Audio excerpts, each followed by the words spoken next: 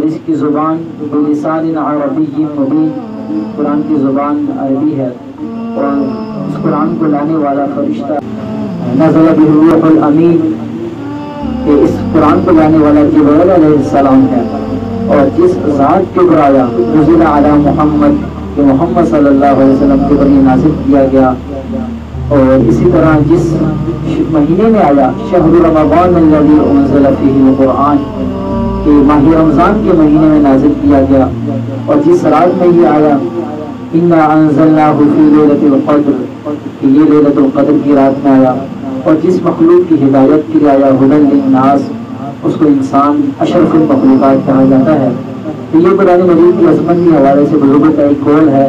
اب اس کے اندر ہم دیکھیں کہ قرآن مجید کی عظمت کیسے ظاہر ہو رہی ہے، کہ بزرگوں نے ارشاد فرمایا کہ قرآن مجید کو رب ذوالجلال نے اتنا مقام عطا فرمایا ہے کہ جس چیز کی نسبت قرآن کے ساتھ جوڑی ہے، رب ذوالجلال نے اس کو بھی مقام عطا فرما دیا، کہ قرآن کو وہ زبان عطا فرمائی عربی جو تمام زبانوں کی سردار ہے، جنت کے اندر بھی عربی بولی جائے گی، قیامت کے دن بھی عربی بولی جائے گی، قبر میں بھی عربی بولی جائے گی، اور اسی طرح اس قرآن کو لانے والا وہ فرشتہ جس کو جبرائیل امین کہتے ہیں، اور اس کی صفات بھی سورہ تکویر میں ذو قوۃ عند ذی العرش مکین مطاع ثم امین کی 3 صفات جبرائیل علیہ السلام کی بیان کی گئی، اور جبرائیل علیہ السلام کو تمام فرشتوں کا سردار کہا جاتا ہے۔ تو رب ذوالجلال نے اس قرآن کو دنیا میں لانے کے لیے اس فرشتے کا انتخاب کیا جو تمام فرشتوں کا سردار ہے، اور اسی طرح یہ قرآن اس نبی شمس الضحیٰ بدر الدجیٰ برق العلا مکین ثم الخضرا حضرت محمد مصطفیٰ صلی اللہ علیہ وسلم پر نازل کیا گیا، جو تمام انبیاء کا بلکہ تمام کائنات کا سردار ہے۔ اور یہ قرآن مجید اس مہینے میں نازل کیا گیا جس کو ماہ رمضان کہتے ہیں، جو تمام مہینوں کا سردار ہے، اور یہ قرآن مجید اس رات کے اندر مکمل کیا گیا جس کو لیلۃ القدر کہتے ہیں، جس کو کہا گیا کہ لیلۃ القدر خیر من الف شہر، کہ لیلۃ القدر کی جو رات ہے یہ 1000 مہینوں سے بہتر ہے، یعنی کہ ایک شخص 1000 مہینوں تک عبادت کرتا رہے اور دوسرا شخص لیلۃ القدر کے اندر ایک رات کے اندر عبادت کر دیتا ہے، تو اس کا مقام اس 1000 سال 1000 مہینوں میں عبادت کرنے والے سے افضل شمار ہوتا ہے۔ تو یہ قرآن مجید اس مخلوق کے لیے آیا جس کو انسان کہا جاتا ہے شرف المخلوقات۔ تو پتہ چلا کہ قرآن مجید کی عظمت کی وجہ سے جو ہے یہ تمام نسبتوں کو مقام حاصل ہوا۔ عرض کیا گیا کہ قرآن مجید کی عظمت بہت اونچی ہے، کہ جس چیز کا انتخاب رب ذوالجلال نے اس کے ساتھ کیا وہ بڑی مقام اور عظمت والی ہے۔ اب اس کے ساتھ جس چیز کی نسبت جڑ گئی وہ بھی مقام اور عظمت والی بن جاتی ہے۔ اس کی مثال ہم یوں سمجھیں کہ اگر ہم کسی کپڑے کی دکان کے پاس جاتے ہیں، ان سے کپڑا خریدتے ہیں، اور کپڑا خریدتے ہوتا ہے تو وہ جو کپڑا بیچنے والا ہوتا ہے یا کسی درزی کے پاس جائیں تو وہ اس کے پاس کسی دکان کی کونے میں ٹوکری میں چھوٹے چھوٹے ٹکڑے پڑے ہوتے ہیں، ان ٹکڑوں کی کوئی حیثیت نہیں ہوتی، یا تو انہوں نے اس کو پھینک دینا ہوتا ہے یا اس کو جلا دینا ہوتا ہے، ان ٹکڑوں کی کوئی نسبت کوئی حیثیت نہیں ہوتی۔ یا ہم اس دکان والے کے پاس جاتے ہیں، ان سے پوچھتے ہیں کہ بھائی جان یہ جو کپڑے پڑے ہوئے ہیں ٹکڑے، ان کا آپ کیا کریں؟ وہ دکاندار کیوں کہتا ہے کہ ان کو ہم نے پھینک دینا ہے، یہ تو ضائع ہو جاتے ہیں۔ تو وہ ٹکڑے جب ہم اٹھا کے لے کے آتے ہیں، گھر میں لے کے آتے ہیں، ان ٹکڑوں کو جوڑ جوڑ کے قرآن مجید کا غلاف تیار کرتے ہیں، تو وہ غلاف کی نسبت جب قرآن کے ساتھ جڑ جاتی ہے تو قرآن کو ہم بعد میں چومتے ہیں، اس کپڑے کو پہلے چوم رہے ہوتے ہیں۔ اور یہاں تک ایسے لوگوں کو بھی دیکھا جب قرآن مجید کے غلاف کو دھوتے ہیں تو اس دھونے کا پانی بھی جو عام نہانے کا پانی ہوتا ہے یا برتن دھونے کا پانی ہوتا ہے وہ ہمارے گٹروں میں چلا جاتا ہے، لیکن کچھ ماشاءاللہ آداب والے مسلمان ایسے ہیں کہ جو غلاف کو دھونے کے بعد اس کا پانی چھت کے اوپر ڈال لیتے ہیں یا کسی ایسی جگہ پہ ڈال دیتے ہیں جہاں پہ کسی کا پاؤں وارا نہ جاتا ہو۔ تو یہ اس کپڑے کا مقام اتنا کیسے حاصل ہوا؟ حالانکہ اس کی کوئی حیثیت نہیں تھی، لیکن جب اس کی نسبت قرآن کے ساتھ جڑ جاتی ہے تو رب ذوالجلال ایسے کپڑوں کو بھی مقام عطا فرما دیتے ہیں۔ اسی طرح دوسری مثال سے آپ یہ سمجھے کہ اگر ہم کسی لکڑی والی کی دکان کے پاس جاتے ہیں جہاں فرنیچر کا کام ہو رہا ہو تو یقیناً وہ کام کرتے وقت کچھ چھوٹے چھوٹے ٹکڑے وہ پھینک دیتے ہیں۔ تو جب ہم ان سے پوچھتے ہیں ان ٹکڑوں کا کیا کرنا ہے، انہوں نے کہنے کے لیے ہم جلا دینا یا پھینک دینا ہے۔ تو ہم ان ٹکڑوں کو گھر میں لے کے آتے ہیں، ان ٹکڑوں کو جوڑ جوڑ کے ایک چھوٹی سی تپائی بنا لیتے ہیں، ٹیبل بنا لیتے ہیں جس میں ہم قرآن پاک رکھتے ہیں. تو قرآن پاک اس ٹیبل کو جب قرآن پاک ہم پڑھنے کے لیے قرآن پاک کو اٹھاتے ہیں تو سب سے پہلے ٹیبل کو اٹھا رہے ہوتے ہیں، ریل کو اٹھا رہے ہوتے ہیں، ان کو چوم رہے ہوتے ہیں، سینے سے لگا رہے ہوتے ہیں. تو پھر پوچھنے والا پوچھتا ہے کہ جی آپ کا مقام یہ کیسے بنا؟ آپ کا مقام تو وہ تھا کہ لوگوں نے آپ کو پورا ران میں پھینک دینا تھا، پورا کرکٹ میں پھینک دینا تھا، آپ کو جلا دینا تھا، لیکن آپ کو اتنا کیوں چوم رہے ہیں؟ تو وہ ریل جو ہے، جو تپائی ہے، لکڑیاں کہتی ہیں، زبان حال سے کہہ رہی ہوتی ہیں کیونکہ میری نسبت قرآن کے ساتھ جڑ گئی ہے.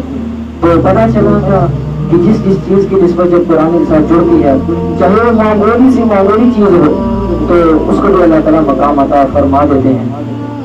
اب ہمارا کام کیا ہے؟ تیسری بات یہ ہے کہ ہم اپنی نسبت قرآن کے ساتھ کیسے جوڑیں، اور اگر نہیں جوڑیں گے تو کیا ہوگا. قرآن مجید کی ایک آیت ہے وقال الرسول یا رب ان قوم اتخذوا هذا القرآن مهجورا، کہ جب قیامت کا دن ہوگا تو ہمارے پیارے نبی حضرت محمد صلی اللہ علیہ وسلم جو ہمارے لیے بہت بڑا سہارا ہیں، ہمارے اعمال تو ایسے ہیں نہیں کہ ہماری آخرت میں بخشش ہو سکے، ہم بہت گناہ گار ہیں.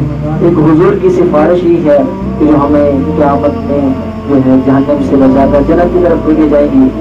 تو اس حضور صلی اللہ علیہ وسلم کے بارے میں قرآن مجید کی آیت ہے کہ جب قیامت کا دن ہوگا تو حضور صلی اللہ علیہ وسلم اللہ تعالیٰ سے فرمائیں گے کہ اے اللہ تعالیٰ، یہ وہ لوگ ہیں جنہوں نے میرے قرآن مجید کو چھوڑ دیا تھا، یہ وہ لوگ ہیں جنہوں نے میرے قرآن مجید کو چھوڑ دیا تھا. تو کتنی بڑی بدقسمتی کی بات ہوگی کہ ہمارے پیارے نبی جو ہمارے لیے سہارا ہے بخشش کا، وہی ہمارے خلاف اگر گواہی دینا شروع کر دیں گے تو ہمارے کچھ نہیں بچے گا ہمارا. تو اگر ہم اسی وقت دنیا میں رہتے ہوئے اگر ہم قرآن مجید کے ساتھ جڑ جائیں گے تو یقیناً یہ قرآن مجید بھی ہماری سفارش کا ذریعہ بنے گا، اور ہمارے پیارے نبی صلی اللہ علیہ وسلم بھی اللہ تعالیٰ سے سفارش کر کے ہمیں جنت کی طرف لے کر جانے والے ہوں گے. تو وہ کیسے اعمال ہیں، وہ کون سے اعمال ہیں جن کو کرنے کے بعد ہمارا تعلق، ہماری نسبت قرآن کے ساتھ جڑ جائے گی. قرآن مجید کے کچھ حقوق علماء کرام بیان فرماتے ہیں. وہ حقوق یہ ہیں کہ قرآن مجید کو لفظاً سیکھا جائے، اس کو پڑھا جائے، سیکھا جائے. تو یہ بھی قرآن مجید کا ایک حق ہے. اگر ابھی تک ہم نے قرآن مجید لفظاً نہیں سیکھا یا ہمیں آتا ہی نہیں ہے، دیکھ ہی نہیں، پڑھنے نہیں آتا، یقیناً یہ ہم قرآن مجید کو چھوڑنے والے ہوں گے. تو اللہ تعالیٰ ہمیں بھی قرآن مجید کو لفظاً سیکھنے کی توفیق عطا فرمائے. اور یہ لفظاً سیکھنا کوئی عام معمولی بات نہیں، بہت بڑی بات ہے. اس کو سیکھتے سیکھتے لوگوں کی داڑیاں سفید ہو گئی ہیں.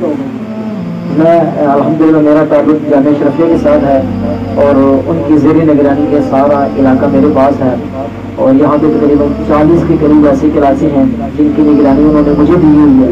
یہاں کلاسوں میں بہتری کے حوالے سے آپ استاذوں کے پاس جایا کریں، جو مدرسے کے پرنسپل حضرات ہوں، محترم ہوں، ان کے پاس جایا کریں اور ان سے بہتری کے حوالے سے کوئی مشورہ ہو ان کو ٹارگٹ دے کے آیا کریں. تو الحمدللہ ہمارا اس سلسلے میں آنا جانا لگا رہتا ہے. تو جب ہم نے مجموعی طور پر یہاں پہ دیکھا کہ استاذ بھی پڑھا رہے ہیں، بچے بھی پڑھا رہے ہیں، تو پھر بھی بچوں کی تجوید بہتر نہیں ہو رہی، لفظی جو ادائیگی ہے وہ بہتر نہیں ہو رہی. تو کیا کیا جائے کہ ہمارے بچوں کی تجوید اچھی ہو جائے، قرآن اچھا ہو جائے؟ تو بڑوں نے کہا کہ جو اس وقت نگران ہیں ان کو کراچی بھیجا جائے اور وہاں پہ ان کو 1 مہینے کا تجوید کورس کروایا جائے. حالانکہ ہم نے حفظ بھی کیا ہے، ناظرہ بھی کیا ہے، عالم کا کورس بھی کیا ہے، تبلیغ میں بھی وقت لگایا ہے، پڑھایا بھی ہے، لیکن اس کے باوجود بڑوں نے ہمارے اندر تجوید محسوس کی، تجوید کی کمی محسوس کی کہ آپ سیکھنے کے لیے پہلے جائیں، جب آپ سیکھیں گے تو آپ کا اثر نیچے استاذوں میں منتقل ہوگا، طلباء میں منتقل ہوگا، پھر تجوید بہتر ہو جائے گی. تو صبح 8 سے لے کر رات 8 بجے تک ہم مسلسل قرآن قاعدہ پڑھ رہے ہیں. حالانکہ ہم حافظ بھی ہیں، رابعہ بھی 2010 سے میں خود پڑھا رہا ہوں الحمدللہ. ابھی 25ویں رات میں میرا قرآن پاک مکمل ہوا ہے. حافظ صاحب تشریف لائے تھے محمد حق صاحب. تو اس کے بعد جب ہم نے قرآن قاعدہ مکمل کیا، قرآن قاعدہ پڑھنے کے بعد کچھ صورتیں یاد کروائیں، تو پھر انہوں نے کہا کہ ابھی آپ جا کے اپنے علاقے میں جا کے جو آپ کے استاذ بچوں کو پڑھا رہے ہیں ان کو آپ جا کے تجوید سکھائیں. جو استاد بچوں کو پڑھا رہے ہیں ان کو جا کے تجوید سکھائیں تاکہ ان کو تجوید بہتر ہو جائے اور پھر جا کے بچوں کے اوپر لفظی محنت شروع کریں.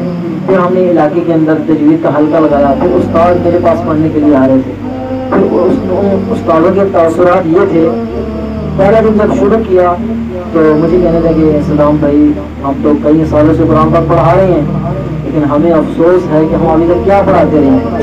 اتنا ماشاء اللہ کو احساس ہو گیا تھا.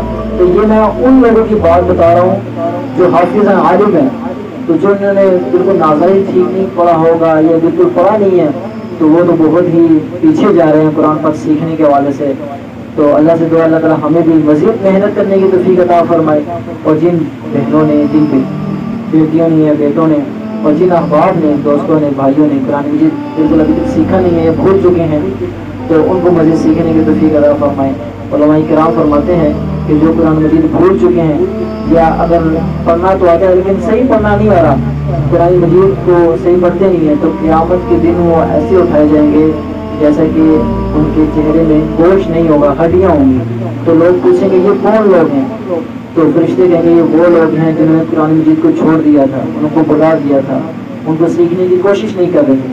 تو ہم بھی آج سے ارادہ کریں کہ آئندہ کبھی بھی جہاں بھی موقع ہو جسے حافظ صاحب کا وقت لے کے اس سے آدھا گھنٹہ لے کے ان سے سیکھا جائے.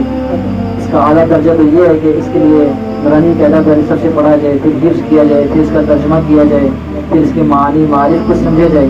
اعلیٰ حق تو یہی ہے. لیکن اگر اتنا نہیں ہو سکتا تو ہم صرف 10-15 منٹ نکال کے کسی مسجد کے قاری صاحب اگر وہ بھی وقت نہ دے سکیں تو کسی حافظ صاحب ہمارے ماشاء اللہ ویسی علماء کا اور مدارس کا ہمارے اوپر بہت بڑا احسان ہے کہ کبھی کبھی کے اندر ہمیں حافظ صاحب مل جاتے ہیں تو ہم ان سے بھی سیکھنے کی کوشش کر سکتے ہیں.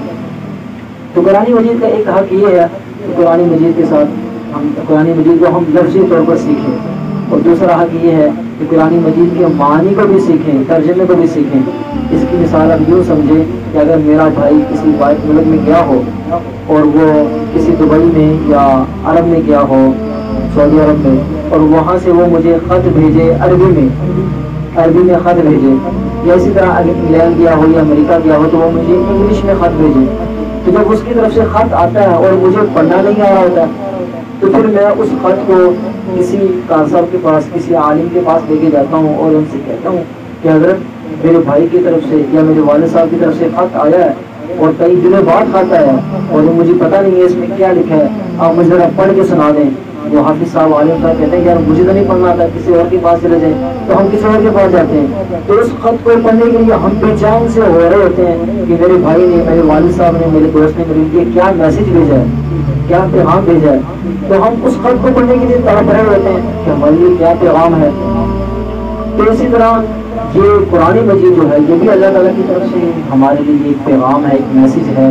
تو قرآن مجید عربی میں ہے تو یہ اللہ تعالیٰ کی بہت بڑی نعمت بھی ہے. قیامت تک ہمارے لیے ہدایت کا ذریعہ ہے قرآن مجید. اگر ہم اپنے گھر کو جنت کا ماحول بنانا چاہتے ہیں، اپنی زندگی کو جنت کا ماحول بنانا چاہتے ہوں کہ تو پھر ہمیں قرآن مجید کے ساتھ اپنی نسبت کو جوڑنی ہوگی. تو اس کی نسبت جوڑنے کے لیے یہ ہے کہ اس کو لفظی طور پر سیکھا جائے اور اس کے سمجھا بھی جائے معنی طور پر. اور یہ تو دوسرا حق ہو گیا. تیسرا حق یہ ہے کہ قرآن مجید کی دولت کو، قرآن مجید کی تعلیم کو ساری دنیا میں پھیلانے کی نیت کی جائے.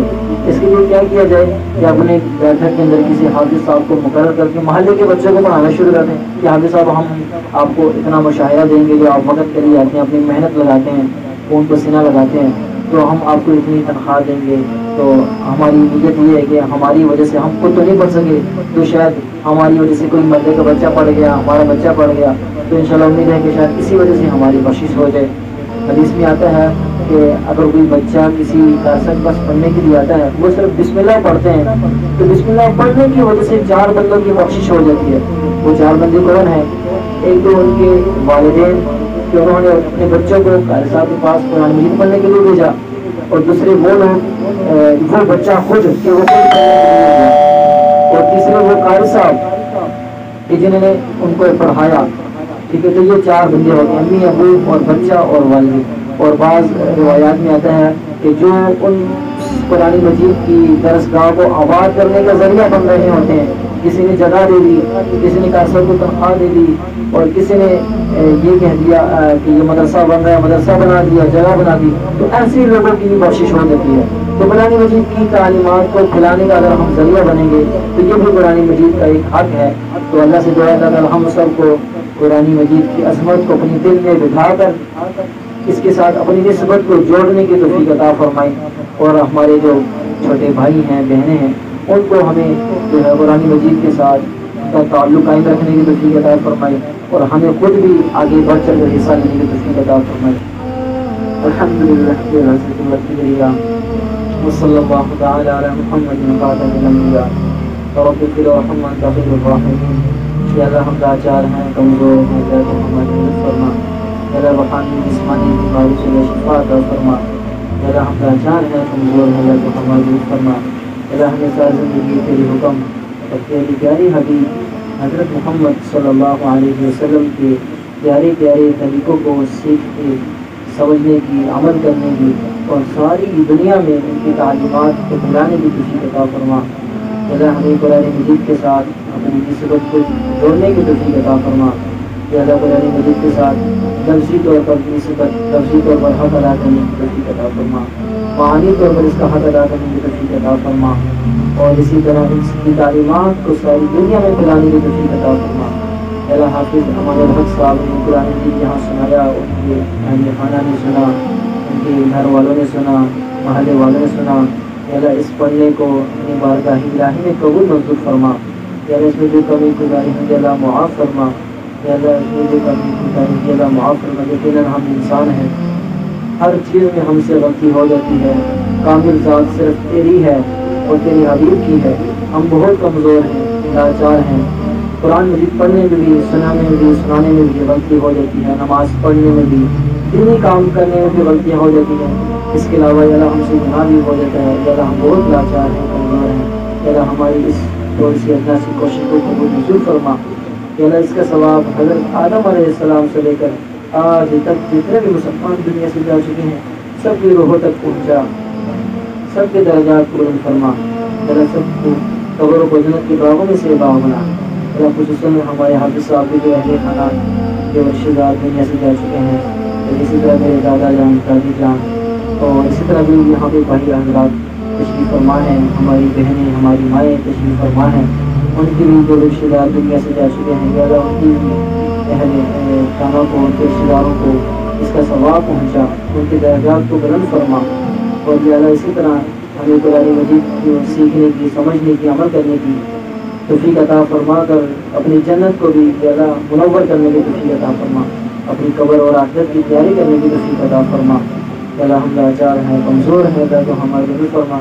اللہ اس قرآن کی برکت کی وجہ سے حافظ امان الحق صاحب کی زندگی میں برکت عطا فرما. ان کے گھر میں جو پریشانی ہے اللہ تمام پریشانیوں کو دور فرما, تمام مشکلیں آسان فرما. ان کے کاروبار میں برکت عطا فرما. اللہ ان کو حاسدین کی حاصل سے, شریروں کے شر سے اللہ ان کی حفاظت فرما. اللہ ہماری بھی اللہ ہر چیز میں, ہر جائز کام میں ہمیں بھی برکت عطا فرما. ہماری بھی اللہ حاسدین کی حاصل سے, شریروں کے شر سے ہماری حفاظت فرما. اللہ اس قرآن کی تلاوت کی برکت سے اللہ اس گھر میں جو بیمار ہیں سب کو شفائے کامل عاجلہ مستقل عطا فرما. اللہ حافظ صاحب کی دادا جان ہیں, یہاں پہ تشریف فرمایا, ماشاء اللہ قومل تراویح پڑھی انہوں نے. اللہ تعالیٰ ان کی عمر کو مزید برکتیں عطا فرمائی, زندگی میں برکتیں عطا فرمائی, مزید دینی کام کر کے اللہ اپنی آخرت میں سب کا جاریہ کا ذریعہ ہم کو بننے کی توفیق عطا فرمائے. اللہ ہم سب کو اپنے بڑوں کے لیے راحت کا اور سب کا جاریہ کا ذریعہ بنا. ہمارے چھوٹوں کو ہمارے لیے راحت کا اور سب کا جاریہ کا ذریعہ بننے کی توفیق عطا فرما. اللہ ہم لاچار ہیں, کمزور ہیں, اللہ تو ہماری مدد فرما. اللہ اسی طرح جو دینی محافل ہیں, دینی مجلسیں ہیں, ان میں ہمیں حصہ لینے کی توفیق عطا فرما. اللہ آج تک جو ہم نے قرآن مجید اگر نہیں سیکھا تو سیکھنے کی توفیق عطا فرما. اگر نہیں سمجھا تو سمجھنے کی توفیق عطا فرما. اگر آج تک قرآن مجید کی تعلیمات کو نہیں پھیلایا تو پھیلانے کی توفیق عطا فرما. اللہ ہم لاچار ہیں, کمزور ہیں, اللہ تو ہماری مدد فرما. اللہ ہماری دنیا بھی اچھی بنا اور آخرت بھی اچھی بنا. آخرت جو حساب کتاب کی جو فرما. اللہ جو حاضرین کے دلوں میں جو بھی جائز تمنائیں ہیں, نیک تمنائیں ہیں, تمام تمناؤں کو پورا فرما, تمام مشکلیں آسان فرما. اللہ جو مسلمان مقروض ہیں, اللہ غیاب سے ان کی قرضے کا بندوبست فرما. اللہ جو مسلمان رشتوں کی وجہ سے پریشان ہیں, اللہ ان کے بھی اچھے رشتوں کا بندوبست فرما. خصوصاً ہمارے جو حافظوں نے تراویح سنائی ہیں ان کو بھی اللہ اچھے رشتے کا اللہ نظم فرما. ایسا رشتہ فرما کہ ان کی جو زندگی ہے جنت کا ذریعہ بن جائے, راحت و سکون کا ذریعہ بن جائے. اللہ ہمارے بھائیوں میں سے، بہنوں میں سے، بیٹوں میں سے جو بھی مشکل کی وجہ سے پریشان ہیں، اللہ سب کی غیر سے مدد فرما، تمام مشکل آسان فرما، میرا عزت والا معاملہ فرما، اور پھر ورحم وانت خیر الراحمین۔ یا اللہ ہمیں مانگنا نہیں آتا، یا اللہ بھی مانگی عطا فرما، یقیناً مانگنے میں جو کمی کوتاہی ہو جاتی ہے اللہ معاف فرما، رب اغفر وارحم وانت خیر الراحمین، رب ارحمهما كما ربياني صغيرا۔ صلی اللہ تعالی علی خیر خلقہ محمد وعلى آلہ واصحابہ اجمعین۔